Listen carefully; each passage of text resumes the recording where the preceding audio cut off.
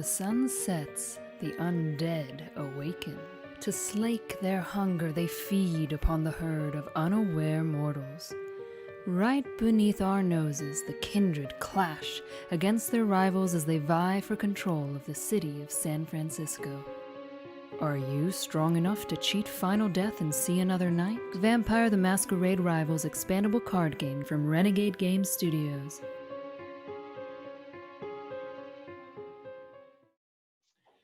Good evening, everybody, and welcome to Vampire Wednesdays. I am Matt Holland here with Jimmy Lee. Jimmy, how are you doing? I'm doing all right. How are you doing this I'm fine doing evening? great. Jimmy, what do you do again? Tell us at Renegade. I'm a producer of board and card games. Nice. So Jimmy, relatively new to the company, but has a lot of experience with card games and competition and organized play, so he's helping out. We are commentating on a round 4 game from the Vampire Rivals Season 0 League that we are currently running on Tabletopia.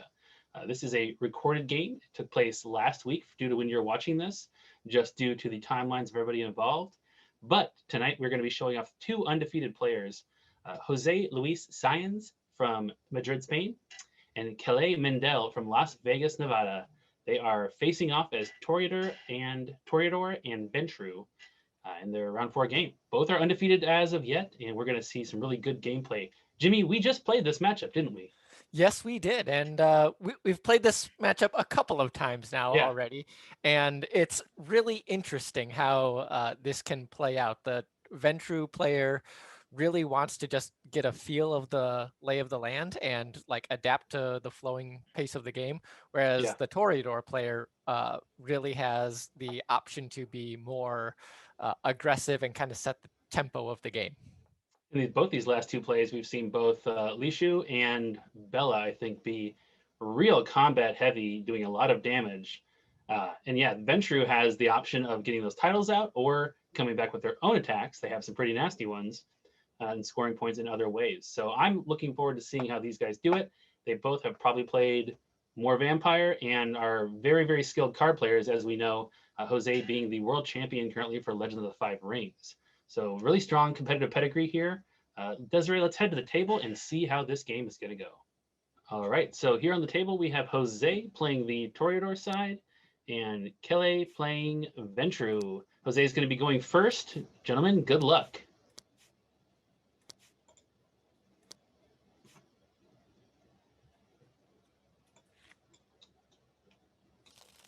They're just getting their cards right here. We have both of them elected to go with, actually, no. Kele elected to go with Stevie as the starting vampire. Ooh, that's a very spicy choice, especially since your base of power agenda, you're really wanting to attach agendas a lot away. We've seen a lot of Randolph played as the starting vampire, and I think this kind of tips a little bit towards the goal of just chilling back and playing titles as opposed to trying to like run out into the streets and making attacks. So Jose jumps out, pops the Vagrant, and takes it on Lishu to turn on her ability there. And then he plays John. Stevie was one of the 2. So every other clan has had just the one starting vampire essentially chosen. But both Stevie and Bruno have been chosen a lot for the Ventru.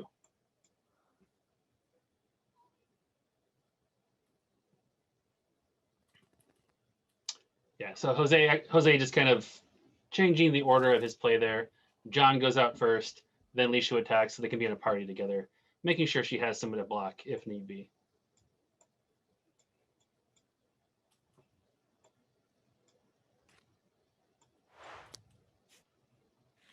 All right, with the wandering the Bart tunnels. That was the one of the first 2.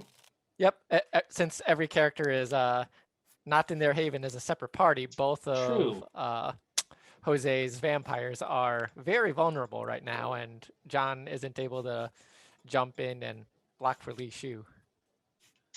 So potential misplay there. Let's see if it comes back to bite him in. It also ends up not really making the changing of the order matter because they're still not in the same party. That's true. Kele here just has the one. Stevie's great because she has that physical, but she has no social stat at all, which means she's a soft target for someone like Lishu. That's true. Unless you just don't even swing at Lishu this turn. If Stevie just jumps in with a good physical attack card, or frankly, not even a good one, maybe even just a Try and take out decent one, John. and you could just gimp John right away.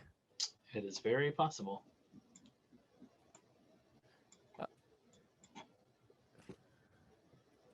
He draws an additional faction card there. He's got 3 vampires in hand. Interesting. 2 vampires.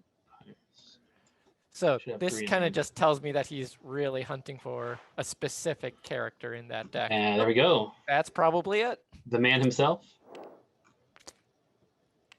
Look at that dude. Popped collar and all. Bruno ready to Fan favorite, Bruno Wagner.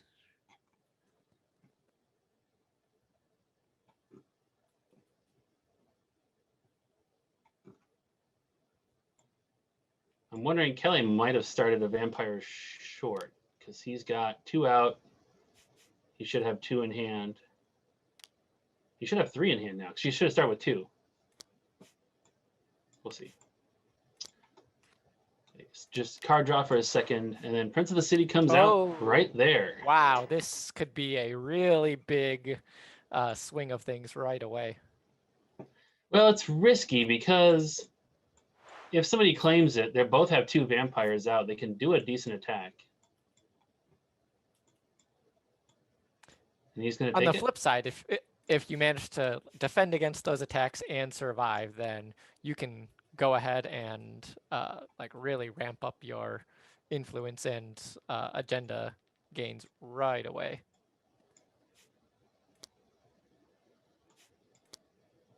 So Jose goes out in the street in a party.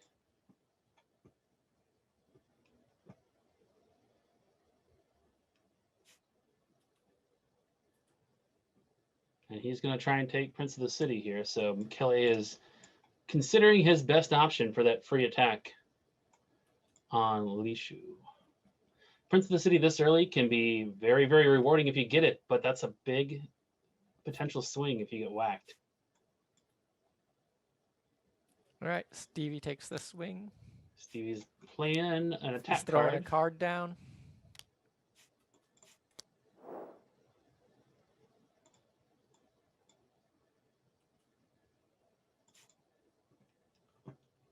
Nice. So Bruno's domination causing a discard there and just a little bit of damage. Not the kind of attack that I would want against somebody who's taking Prince, because that was a fairly low price to pay.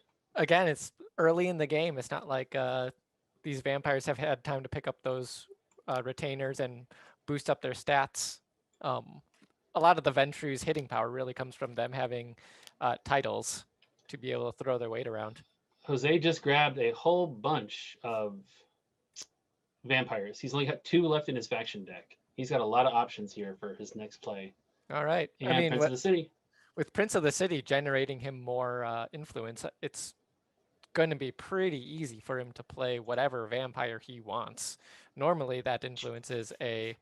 well, influence, remember, is not going to help you play vampires. That's their prestige. Prestige can't be spent as influence. Yeah. Sometimes I can play the 2 as well because they can sometimes be used in place of the other. I mix that up all the time. So we got a citizen. The tour guide comes out. There's Kele's go. Also interesting to know, if he gets some good attack potential, Lishu has no secrecy to protect her because she is Prince of the City. That is true. Even if I don't know.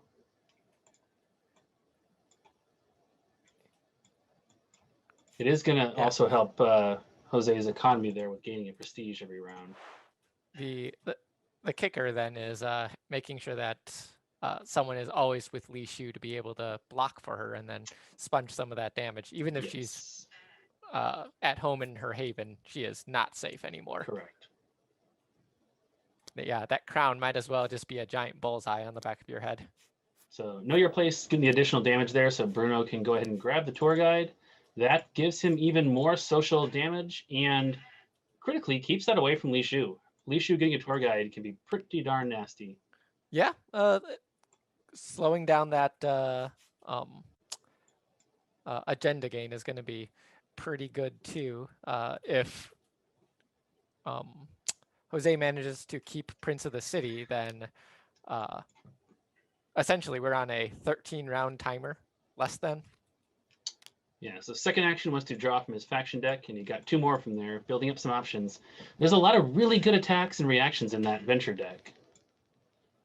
So 1 point from Prince of the City for Jose. City card. Protest in the streets. So no mortals out there to attack, but if you did, you'd lose a blood.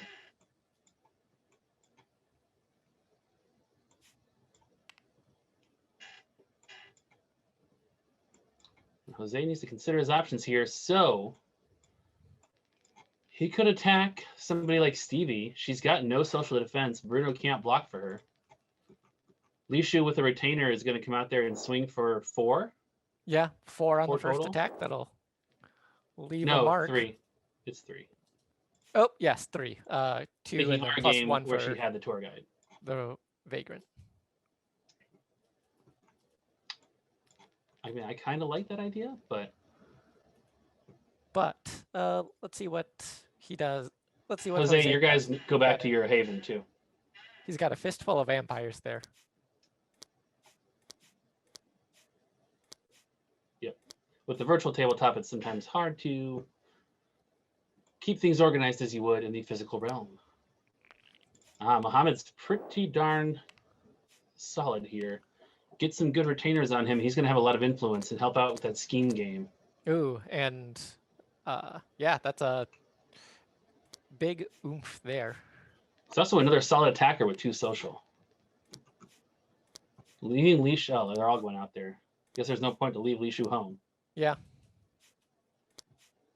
That seems like. Oh, I see. He's just leaving the retainers down there to keep it cleaned up. All right, making an attack with no cards. Social, looks like on Stevie. That would be my guess here. Yeah, Stevie's the softer target here, so. Yeah. It'd be much softer. 0 to Bruno's currently 3 social stat. Yeah, this could be lights out if there's no. Because he can follow up with a second attack with Muhammad. Follows up for another 2. This is what I'm going to do if I am Jose.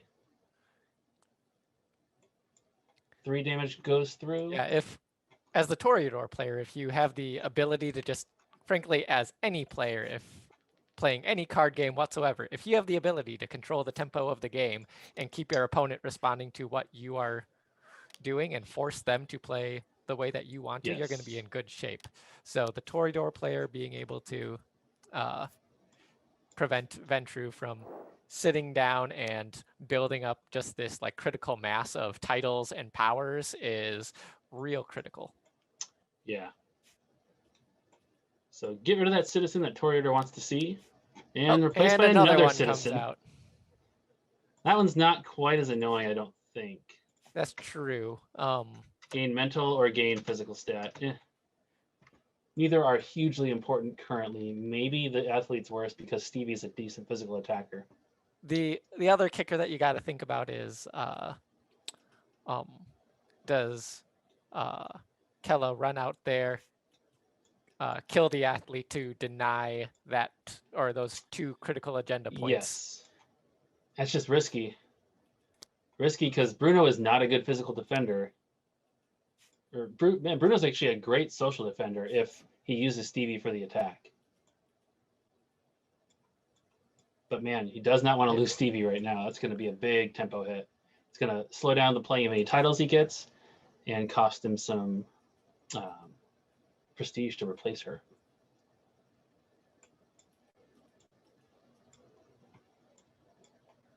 It's got a lot of considering because, yeah, this is one of those points where you make the wrong move, you're going to pay a pretty big price, and you're already on the back foot with Jose having Prince here. That's true. We got to remember card count in hand. Jose's got a fistful of vampires. He only has 1 vampire left in his faction deck there, so that's what, 5 left in his hand? 4. 4. 7 total. Okay, 4 left in the hand, which means Still a lot of vampires in your hand. that's a lot of vampires in your hand, but that's a lot that means there's a lot less cards for him to like react and defend with or attack with. So that number 8 in the player or in his hand is a little deceptive.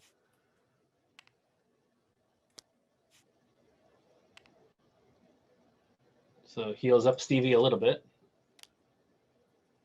with late night snack, and then draws for a second action.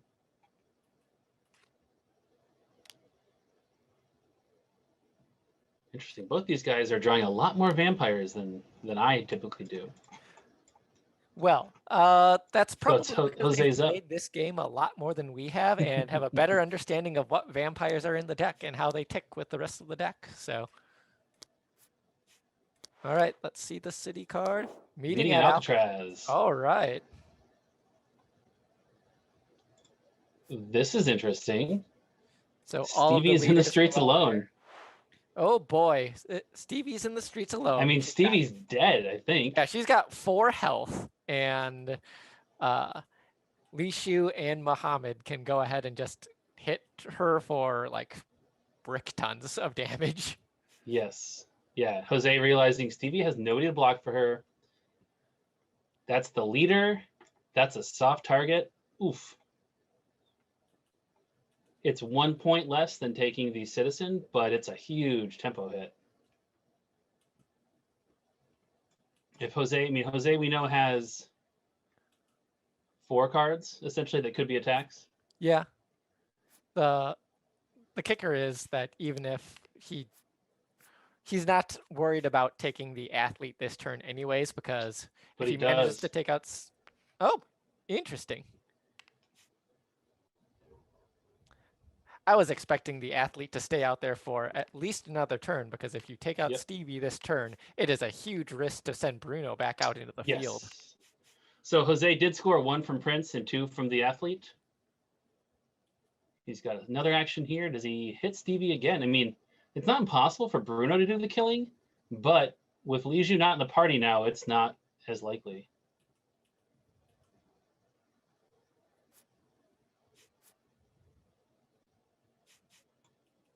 Muhammad on Steve. Oh, he's attacking Bruno. So he's going to discard for the intel he needs. Oh, mental attack coming the way. Interesting. What's the card going to be here? Bruno's got 1 mental, so does Muhammad. So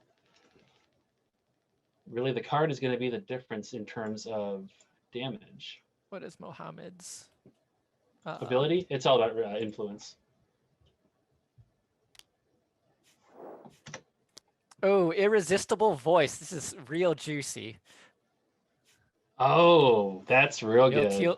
He's going to steal that retainer back. He pays some blood. Pays 2 blood to do it, but he steals the retainer.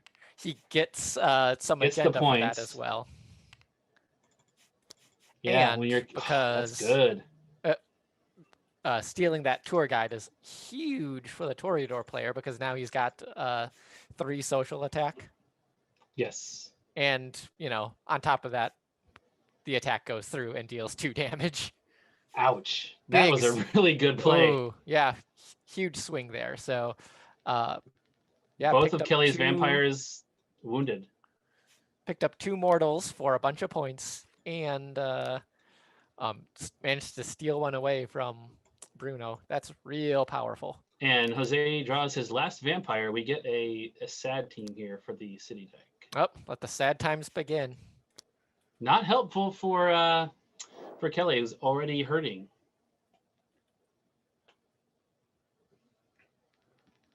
And it looked like Muhammad. I think Jose discarded 1 to heal Muhammad there too, because he's now up to 4. Oh, yes. I didn't hear it happen, but that must have been the case. So Kele, little thin on options. He's got a lot of prestige, so he can get a title down. Maybe Keeper of Elysium. It increases your secrecy. That'd be a great one to play right now. And it's also relatively that'll cheap. keep you alive from the sad. I think it's 3, and maybe 4. It'll make it much harder for Jose to just jump and get him at the Yeah. Haven. He'll have to really pay for it to go after you. We should mention that both these guys added in the 2 new cards to their deck. I think Kele here pulled out 2 cards to balance it out, and I think that Jose just rolled them in. This round, we added 2 new cards as options for everybody, and we also changed the rules so that Prince of the City cannot start in play. And I think we're going to see the titles. I feel like, it's also very exciting because, sure, it didn't start in play, but it was like one of the first 2 cards to come into play. So there we go. Exactly as we said. Using Hedge Your Bets, one of the cards that we added into the Venture deck here, it's an influence modifier. You can play that during an influence action. An action that uses influence. Lets him pay for Keeper Elysium with only, I think, one needing to be spent. So really helpful there. Yep. So that's real helpful there. He's gonna get secrecy to keep his vampires alive in his haven a little bit more. Should have gained 1 prestige agenda from Stevie and gained 2 agenda. Yep. And now he gets out Montgomery White. I have not really used him, but he's got some defensive abilities. Otherwise, he's got 2 Fortitude, which does key off a couple important cards in that deck. That's true. It's real interesting. He has the ability to add some defense during ranged attacks. I don't think that's going to be an issue against the Toreador. Yeah. That was 2 discards to heal 2, 1 on Stevie, 1 on Bruno. And SAD cannot hurt him because he's got the secrecy. So that was a good turn, I think, for Kele to come back a little bit. That's a good start to really stabilize his position here. Agreed. Let's see if Jose can manage to keep up the pressure. So he's at 6. That Prince of the City timer is really just pushing forward. We get a Vagrant in the streets, which is really valuable if you want to soak that SAD damage. Yeah, I mean, there's already 1 on Lishu, so it's not a huge deal. Yeah. But it might be. He heads right back out to the streets altogether. Might be worthwhile for Mohammed to take it. So Mohammed is attacking.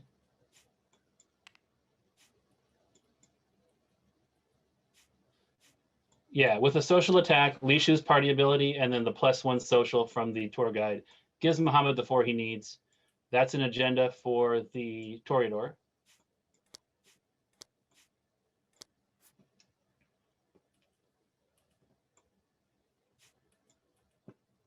Vagrant.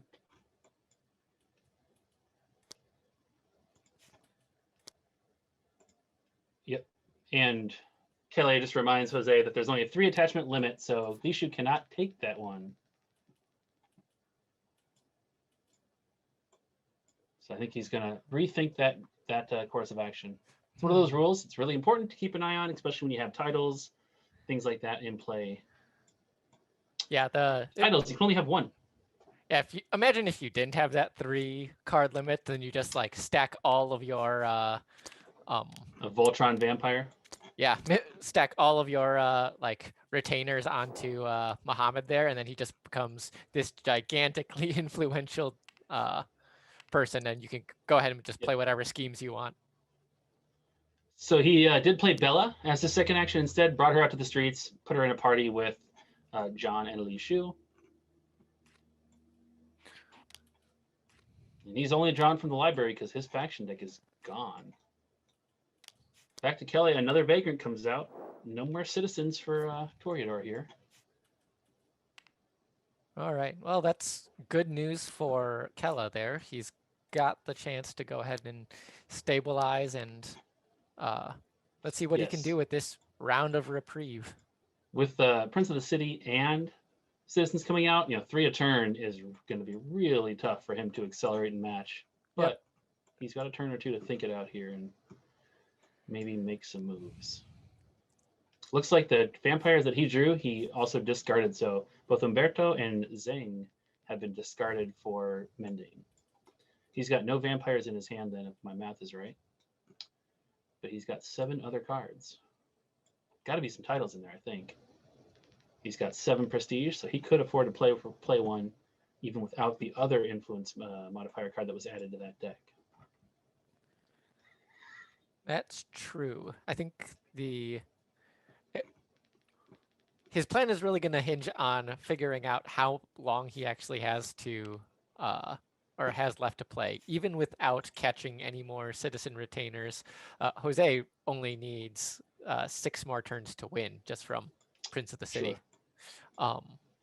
Also worth noting, Ventru here has not gotten like a long-term investment played or anything early, so that's painful.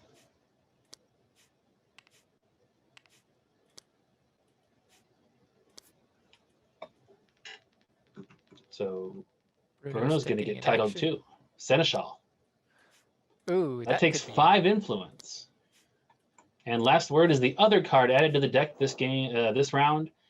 Gives him 5 influence just straight up. It is very, very powerful, both to win a scheme or to get a card like Seneschal played without just totally ravaging your prestige reserves. Yeah, that's huge. That keeps him nice and healthy in terms of prestige, and then goes ahead and basically lets him play Seneschal for pretty much free.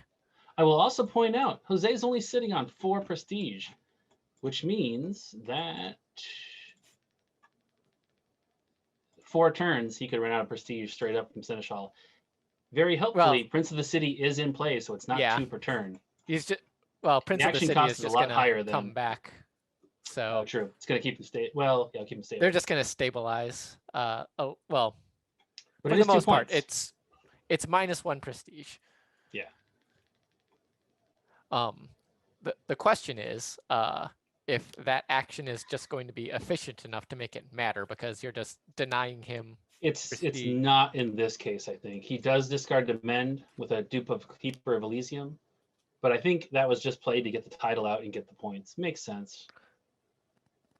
Maybe. Like, it'll take, let's see here. Yeah, it'd take 4 turns to deplete the prestige of Jose using the Seneschal title. But he's gaining 1 a turn, so you can do is Seneschal if the oh yeah, never mind, my bad. Because Seneschal is 2 normally when we've played it, because nobody has Prince of the City. Yep. But since Prince of the City is out, it's only 1. All it does is kind of stop the bleeding, and it's very expensive in terms of action. So a police officer comes out. Ooh, real good to see any mortal retainers come out during the Toreador turn. That gives them the opportunity to just go ahead and scoop that character right up for their... Jose steps out altogether, and Muhammad can just straight up pop the police officer with Li Shu's ability. He's now 2 influence thanks to his ability. That's 2 more points.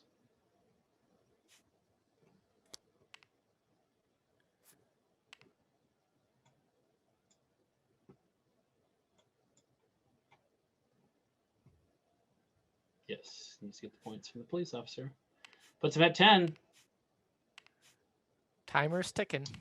It's feeling real good. I think Bella's going to split off and take the Vagrant.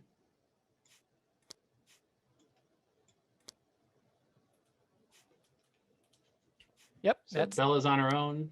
Seems like a real safe play. Keeps gives you a Vagrant to go ahead and sponge any damage. I don't expect Kele to be going out into the field anytime soon to try and knock Bella off.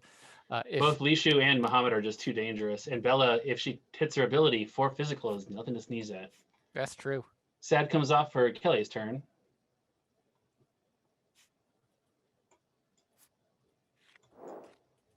He's going to use the leader ability here to discard the Vagrant, draw a new one, which happens to be a Vagrant too. That ability is really helpful when playing somebody like Toreador that really wants specific cards in the city. And it lets you get rid of those and hopefully bring out something worse for them.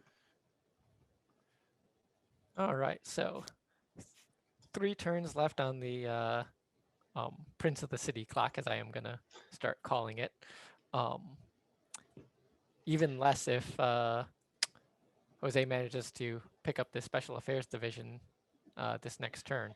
So I'm wondering, I think getting rid of the Vagrant was possibly bad I think so because too. on Jose's turn, if a citizen comes up, he wins. The other kicker that you got to think about is Jose's got 2 Vagrants here to sponge the SAD damage. He doesn't Oh care yeah, about yeah, that for sure. being up there. And it's also just it's an easy point to scoop up at this point. But he'll go to 11 due to Prince, and I Then go to think 12 if there's a at card Special out Affairs there that Division, and then forces Kele to have literally 1 turn left. Yeah, what I'm saying though is since there was a Vagrant out there, that doesn't give 2 points to Toreador. So That's you true. leave it there. I don't think you want to burn that and replace it with something that could have been a citizen or could have brought a citizen closer to the top of the deck. That's all. That's true. On the other, I also agree that that was not the right play because he has 1 action now to like make some It's not an Hail action to do Mary that. miracle play. It's just your leader ability there. That's not actually an action. Oh, it's not an action. No, it's just once per turn. Oh, derp. Still, he's got to do something with those other 2 actions to make up quite a deficit at the moment. So let's take a moment to think about what Kele's like paths to victory are. What can he do to turn this around? He has some cards which can do a decent amount of damage with multiple characters with titles in the party. Depending on the reactions, he could pop somebody like Muhammad. That could be pretty important because there's also I think there's greed in the Toreador deck. That's another thing that he could just smash them on influence right now. He's got a lot more influence in hand, and he knows both the influence modifiers that Ventrue have are played. So that's another path for Jose to make 2 agenda. I think he has greed. I thought it was in his discard pile, at least 1 copy. All right. Well, what can Kele do to like begin making his turnaround here? I feel like if he was going to. All right, let's see it. Yes, and that's exactly what he's going to do.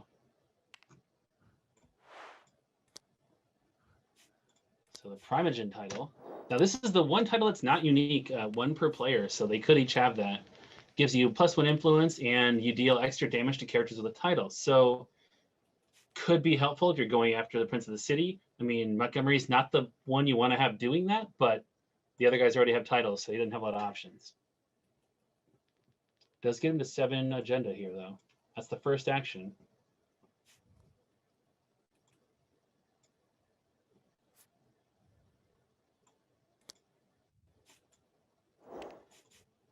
Interesting. Nice. He's trying to. So he's using Royal Review to get 3 more prestige. Because he needs to play to get another title. He needs to play another vampire, so he has to be able to pay for both. Let's see what the city deck brings Jose here, because this could be it. Oh, did Kele grab his extra prestige from Stevie's ability? I don't know. Gains a point. And is it a citizen? It is a citizen. I think that's the game. Yeah. So